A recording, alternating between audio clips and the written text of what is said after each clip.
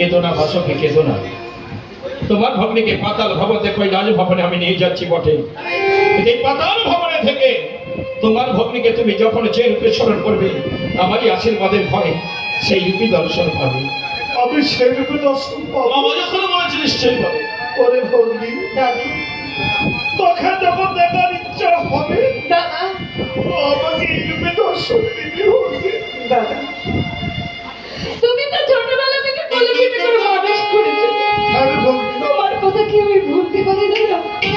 তোমার কথা আমি কোনোদিনও ভুলতে পারবো না দাদা।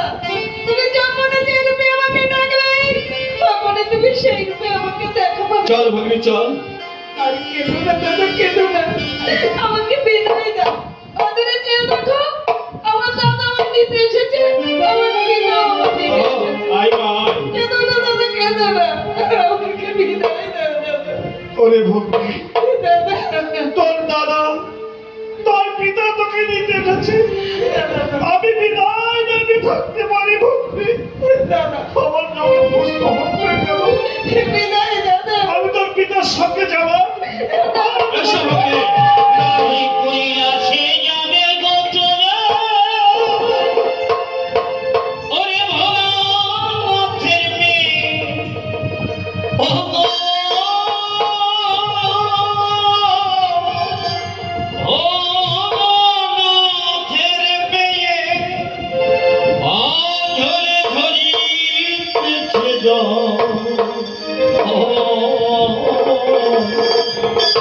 আশানের চোখ বেয়ে পাশানের চোখ বেয়ে কৈলাসে আছে মা